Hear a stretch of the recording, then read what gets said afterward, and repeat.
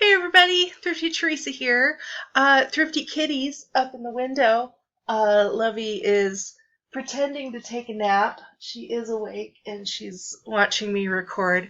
Anyway, it's been a really long time since I've given you a video, and this is the October sales report for Etsy to show you the items that I sold on Etsy. October was a very strange week. Or strange month, rather. It feels like a week. It went by really fast, but it also dragged in certain moments. I'm still getting used to my new schedule at work, and it's really put a damper on my small business life. I also took a week and a half of vacation in October. I had the store on vacation for a week and a half, a few days leading up to my actual vacation and then during my vacation. So I only sold, I think, 18 items in the month of October on Etsy, but I will show you what I sold. My gross sales was $223. Even. And then my net sales, or my net profits rather, after fees and everything, comes out to $132.97. So that's fees, shipping, all that kind of stuff. Let's go ahead and show you what I sold, because I got a pretty good number of things to get through here. So, okay, get rid of that. Let's start from here. Okay, so first item I sold is this Beatrix Potter photo album, Grandma's Brag Book. This is actually the second one of these that I have sold. I sold one the other month, but I found two of them. I sold this for $10. Next item is one of these wood peg holders for coffee cups or hats or scarves or whatever you want to use it for. Shout out to Texas Gal Treasures.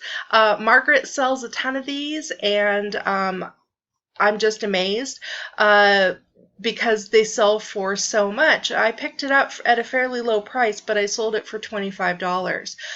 This one happens to have 4 diamonds on it, and those seem to be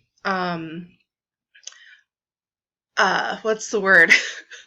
You can't find as many of those online, so I bumped up the price to $25, but she usually sells hers between $20 and $25 no matter what size they are. So I picked it up. This was my first one, and I'm super excited, so thank you, Margaret, for that bolo. I will always keep an eye out for these peg hangers. Okay, the next thing I wanted to show you is I sold 3 different pin buttons to 3 different buyers, but the thing I wanted to point out is that all of these buttons are extremely specific to a certain region of the world. So when I got this big lot of buttons, there were some of these things like this one for Nagel's Candy Barn in Wayne, New Jersey, that I'm like, well, this is kind of dumb, who's going to want this? But obviously somebody's going to want this, because this might be something that is in their hometown or near their hometown, or maybe it's something that they used to go to when they were a kid. So I sold this pin for $4. This next one is for a place called Dutch Wonderland in Lancaster, PA. I have no idea what that is, but I guess it's some sort of an amusement park. I looked on Wikipedia to see what it was about. I sold this one for $5. And then this old pin says, I'm from Middlesex. So Middlesex could be all over the place. There's a Middlesex in England. I found out there's a Middlesex in New Jersey and one in New York. So they could be all over the place, Middlesex County in certain areas and regions. So this one sold for $5 also. So don't be afraid to pick up obscure things that might not be from anywhere that anybody's ever heard of, because somebody's got to know what it is and they want it. So I thought that was neat. 3 different sales for 3 very niche products. This next thing here is a little trinket dish in the shape of an egg. On the back, it is actually, where did it go? A Holly Hobby item, but it's got this cute little kitten on it. And this Holly Hobby box sold for $10. This is a tray, a very beautiful tin tray with gold accents and a beautiful floral pattern. This sold for $15. Set of playing cards. These are see-through, transparent playing cards. You can see my hand through there. But if you look, this is what it has on the back. So your opponent can't see what you have, but that's what you see when you look at the card. I thought these were cool. They sold for $10. Sold another pin, Bill Clinton for president. Kind of funny, but it is vintage at this point. It would have been from his, campaign in the early 90s. That sold for $5. Funny enough, I actually have a Hillary Clinton for president pin that was from her campaign a few years ago, but it's not old enough to be considered vintage, so I could not include it on Etsy. I don't know what I'm going to do with that pin. Okay, next thing here, we got some more playing cards. These are ducks. These were sealed. The packs were sealed, not opened, and they were beautiful. These sold for $16 for that set. That was an international order. I think that went to Canada. Next thing here, New Kids on the Block, Velcro wallet. Not gonna lie, this was mine. Let's see, it was from 1990. That's probably exactly when I purchased it. I was a New Kids on the Block fan. I am not ashamed. I am not ashamed of being a young girl in junior high who was in love with the New Kids on the Block. Donnie was my favorite.